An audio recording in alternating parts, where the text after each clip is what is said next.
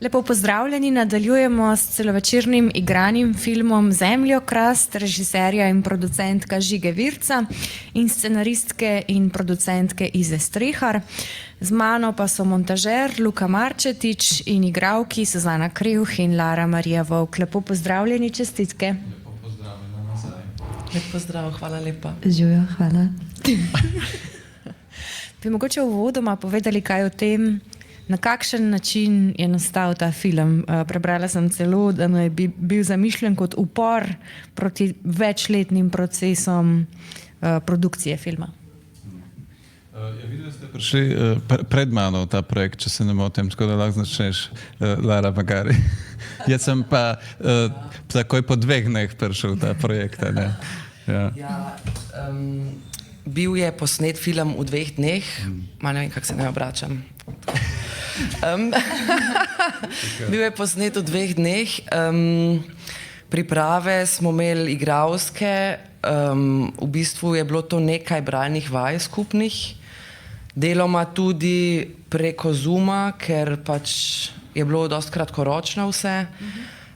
Zdaj na to temo, a je to upor ali ne, jaz ne morem odgovarjati, to bi lahko bolj Žiga pa Iza, ampak kakor sem razumela, pač smo tudi naredili en film, ker pač je bila volja in želja in moram reči, da je bilo osvežujoče po dolgem času spet nekaj tasga narediti, malo me je spomnil na recimo vaje na faksu, ki se jih dela, ko pač greš z neko svobodo in lahkotnostjo v nek projekt, ker se mi zdi, sploh če dobiš kot igralka, naprimer, če dobim celovečerni film, je to pritisk, ki je tudi zelo pozitiven, ampak je pritisk. In tega je bilo tukaj manj zame. Zdaj pa, a je to, mislim, čisto produkcijsko, oziroma, kako bi rekla, zdaj tudi to, da se v 2 dneh posname celovečerni film, tudi včeraj po projekciji pač so bile neke debate na to temo in pozitivne in negativne v smislu, a lahko to prikaže, da sej se da v kratkem času, sej ni treba toliko denarja, financiranja, kakorkoli. In razumem tudi te pomisleke, se mi pa zdi, da tukaj, kakor sem jaz razumela, zdaj ni bil nek zelo globok upor za te mišljen, ampak se mogoče se motim, ja to zdaj res ne vem v bistvu za produkcijo Žigo Virca in Izo Strehar. Ne, ja, enostavno se jima ni dal zdaj zapraviti več let življenja za neki, ampak dajmo se spraviti sami to narediti, pa da vidimo, kaj se zgodi. V bistvu je tudi kot neke vrste to bil eksperiment, da vidimo, probimo na ta način narediti, pa da vidimo, kaj se zgodi. Zaenkrat je v bistvu kar precej uspešen film, ker je bil sprejet na ne tako nepomembnih festivalih. Nočem jih omenjati, ker ne vem, kateri so že javni, kateri niso, ampak so. Tudi sam v bistvu prihajam iz tega, da rad naredim nekaj gverilsko in na hitro, mimo teh razpisov, ampak tako kot ona dva in jaz, mi skupaj si valjda želimo vsi imeti denar za projekte, ampak imamo pa tudi žilico in željo potem, da ustvarjamo tudi nekaj tasga bolj spontano, no, če lahko o tem rečem. Jaz bom tudi naslednje leto snemal na ta način film, tako se tudi veselim in je fajn avtorju, da nekak cilj se mi zdi, da narediš čim več tega v življenju in da lahko raziskuješ in se učiš. In mislim, da po 5 let, 6, 7, 8 na projekt let, da mine, je to malo preveč in v tem času se ti ne razvijaš in malo tako fajn je delati, no, to hočem reči. Na kakršen koli način že. Ja. In ona dva sta mene kontaktirala 2 dni, mislim, takoj po snemanju, a ne, vi ste to posneli na božični večer, ker so imeli že nek deadline v bistvu za eno projekcijo v Domžalah, se mi zdi. kao, posneli smo en film, a bi ga ti lahko zmontiral v enem tednu. In jaz sem bil, gremo, challenge accepted, obožujem. Je bilo to možno zato, ker je bil tudi posnet na ta način, mislim, da vse skupaj 25 kadrov. In so prizori dosti tako v enem kadru narejeni. In pol so me hecali včeraj po prireditvi, lepo si to zmontiral. Moram pa reči, da to tako zgleda, je nekako zato, ker je montaža tako tudi narejena in je veliko enih skritih rezov v samem filmu, ki se jih pač ne opazi in so narejeni tako, da zgleda, kakor da je vse v enem tajku. Recimo, ko kamera malo švenka levo-desno, se takrat menjajo tajki oziroma ponovitve. Celo v kakšnih dvoplanih, kjer je bilo premalo te awkward tišine. Nekdo je prezgodaj začel govoriti, jaz bi pa rabil še malo tišine, pa sem vzel tišino spet iz drugega teka in pol dati ta dva teka z morfo skupaj, recimo, da se ne vidi ta rez. Tako da to so te neke čarovnije montaže, nevidne. Ampak v bistvu je to pol na koncu kompliment, da se to nič ne vidi, ne? Ampak sem se počutil malo kot un mim, ziher poznate on mim, onga tipa na žuru, ko stoji tako ful slabo narisano s kozarcem v kotu sobe, kao vsi se družijo, on je pa tam v kotu in je tako, nihče ne ve, da je tukaj velik montaž v resnici. Tako sem jaz bil spijača tam. To je nekako bila moja izkušnja tukaj in sem zelo vesel. Jaz zelo rad delam svašta, tako da, super ste naredili. Pa sploh mi je pa res čarobno gledati pol film, kjer res folk glasno uživa v njem, da niso tiho. In to je res taka neka največja nagrada, ki jo lahko dobiš, ko opraviš svoje delo. Pa jaz mislim, da ste vse povedala. Mogoče bi sam še to dodala, da se mi zdi, da ena zelo pomembna stvar pri tem je bila ta, da smo v bistvu prav ta ista ekipa pol leta pred tem posneli serijo.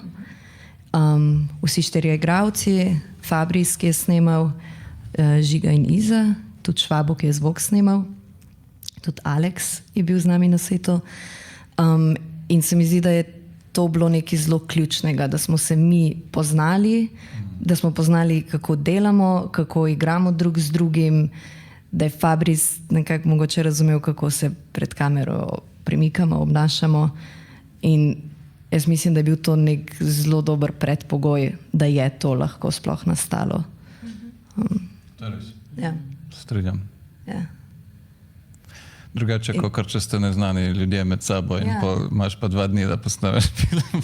Ja, ker preskočili smo to fazo spoznavanja in smo se dobili in nekako začeli delati in hitreje so stvari lahko stekle na ta način. Pa smo se tudi malo hecali na snemanju, da v bistvu tempo ni ful drugačen, kot pa pri seriji. Ma kdo kakšno vprašanje ali pa kakšen komentar?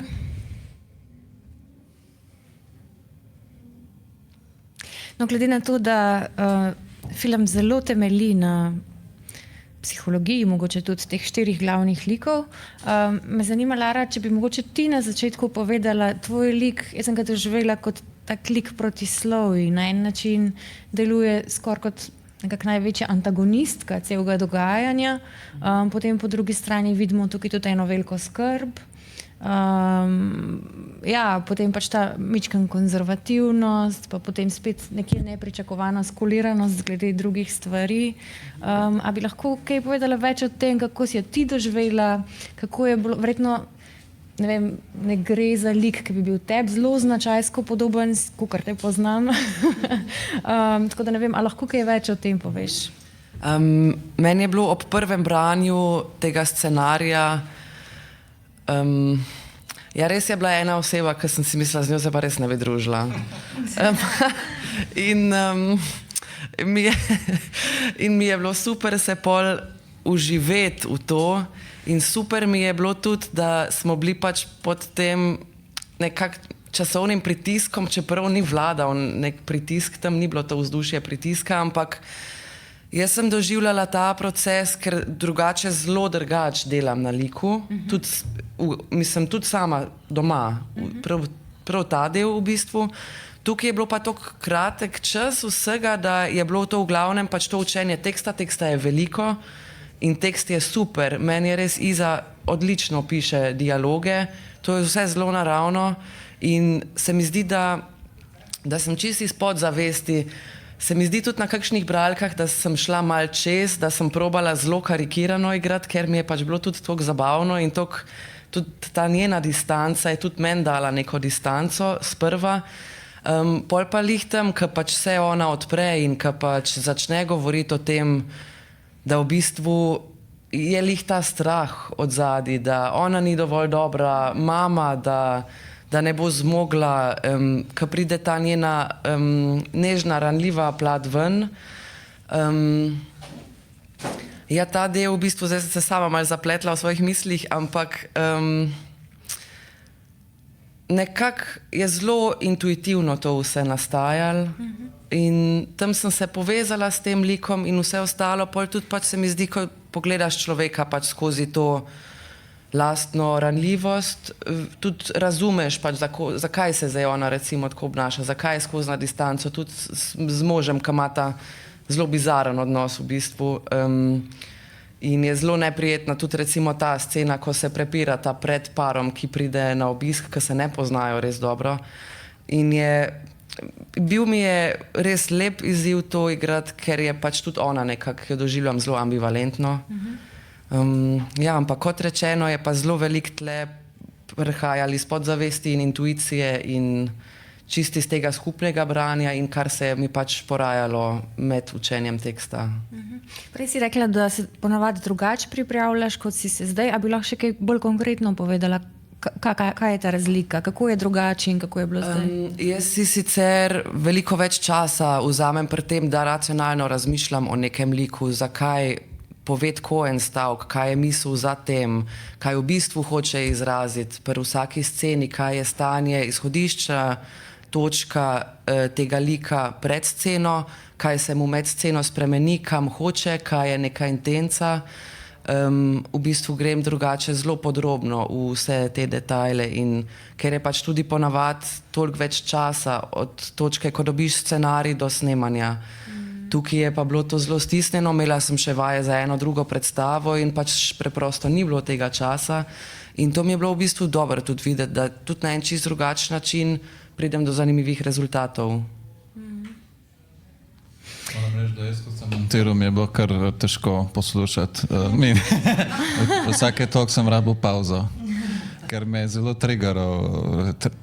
triggerali so me eni stavki, sploh tvoji in sem v bistvu, ko gledam, je res zabavno v bistvu sovražiti tvojega lika, ker mi je ful dober v tem filmu. Sebi to vzela kot velik kompliment. Ja, kompliment, absolutno. Odličen vilen. Ja, tudi zabavno je igrati take like, ki so mogoče malo bolj neljubi na prvi pogled. Ampak lih znak dobrega antagonista je to, da ga na neki ravni lahko tudi začutimo in pač razumemo, zakaj dela. Suzana, bi lahko še ti povedala, jaz sem osebno tvoj lik pa doživela kot nekako najbolj odmaknjen od vsega dogajanja, pa potem proti koncu čist nepričakovano ugotovimo, da je mogoče v tej vlogi materinstva tudi malo na en čuden način pristala. Po drugi strani izreče tudi ene stvari, ki so recimo za mamo nekako veljajo za tabu, torej da ni prepričana, a je to sploh v redu, potem pač ta strah pred medejnim kompleksom in tako. A bi lahko še ti povedala malo o tem, kako si pa ti to doživljala in kako si se ti tega lotila? Jaz pa recimo ob prvem branju sem pa dobila to misel, ne razumem. tudi tako, čeprav je lik star toliko kot jaz, mi je bilo zelo težko toliko na hiter vstopiti v vlogo nekoga, ki je mama, ki je toliko mlada mama, ki je v bistvu velik del svoje mladosti pa nekega mladega odraslega življenja v bistvu dala na stran. In tudi lik je spisan v bistvu zelo v neki tišini, v odmaknjenosti, in potem sem jo v bistvu iskala pa gradila lik skozi te njene tišine in si nekako jo postavila v neko njeno obdobje, kjer mogoče tudi v njunem odnosu stvari niso ok, mogoče ona na neki točki življenja, kjer mogoče tudi kaj obžaluje, bi rada spremembo in res se ne bi rada ukvarjala z nekimi stvarmi, s katerimi se v tej situaciji tega večera rab ukvarjati. Ja, in pa sem jo nekako v bistvu v tem držala in gradila. In super se mi zdi v bistvu na koncu, da je Iza spisala to, da se ona tudi odpre v zvezi s tem kompleksom in tako, da, ker se mi zdi, da malo za nazaj v bistvu razjasni, kaj sploh njena pozicija v tem je. To sem odgovorila približno. Meni se zdi res ključno pri tem filmu, oziroma ključna ta, nikar ne vem, zdaj, ful se ne spomnim nobene druge besede, tako da bom res pretenciozno rekla dialektika. Med dialogi pa med tišino. V bistvu ste že govorili o tem, ampak bi lahko mogoče vsak iz svojega vidika še enkrat, pomenili ste že neprijetno tišino v montaži, kako je bilo to, potem tišina kot odmaknjenost, ampak bi lahko mogoče še prav se malo fokusirali bolj na to, pa pač zdaj res poskusili se posvetiti temu, no, kako ste to doživljali. Ne vem, če razumem. Pač na to razmerje, tišina, dialogi, koliko je bilo to pomembno pri samemu nas, a koliko ste imeli to pred očmi, mogoče v tem smislu? No? Meni se zdi, da zelo, ampak se mi zdi, da je bilo tudi nekaj, kar smo dosti naravno že v štartu vstopili v to. In ne vem, čist zame, glede na to, da sem toliko v tišini, je bila mi zelo pomembna neka notranja misel, nek notranji monolog, ki ga peljem čez cel večer. Ampak se mi zdi pa to zanimivo, ker tudi včeraj je bilo vprašanje, če smo improvizirali. In res nismo. In se mi zdi zanimivo, kako je Iza dosti nekako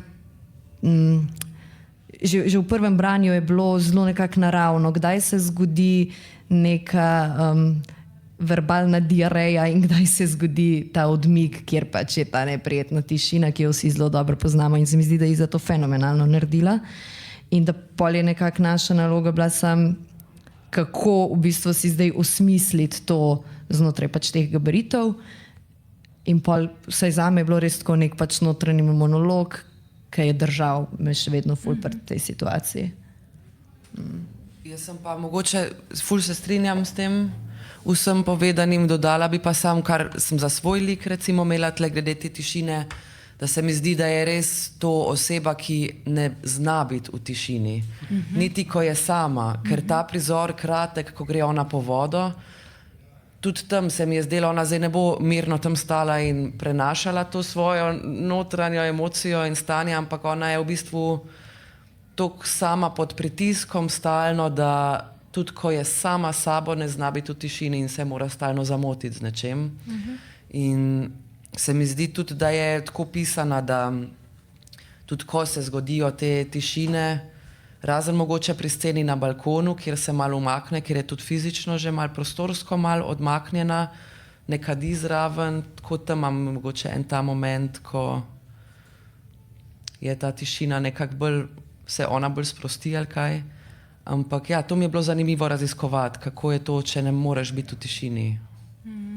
To se mi zdi ful, da si dobro izpostavlja, ne? Ker pač biti v tišini je dejansko ful tvegano, lih zaradi tega, ker pol nekako pripustiš čustvom ali pa nekim neprijetnim stvarim, da se začutijo, ne, da privrejo. Prosti, nekaj si hotela reči. To sem hotela dodati, da se mi pa zdi, da je tudi par zelo dobrih momentov, kjer ostaneta sama, torej pač Andraž in Tines.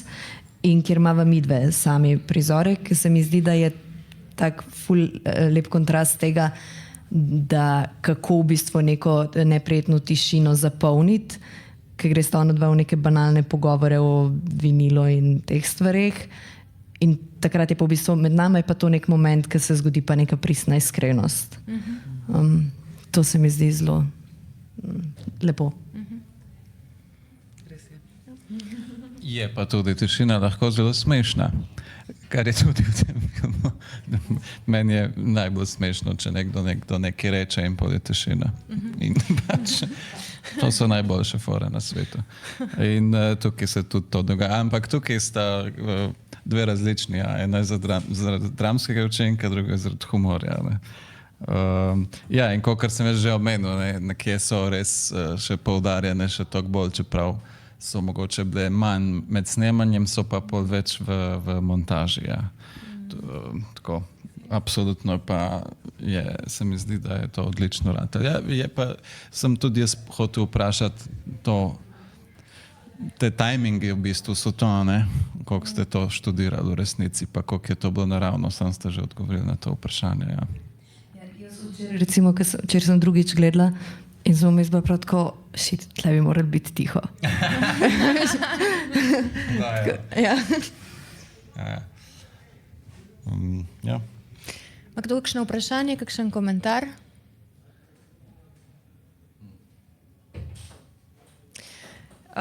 Mene je ta film ful spomnil na, v bistvu najprej je bila igra Jasmine Reza, Buk masakra in potem pač iz tega še Roman Polanski posnel film Masakr. Pa me zanima, a je bil to v kakšnem smislu tudi navdih?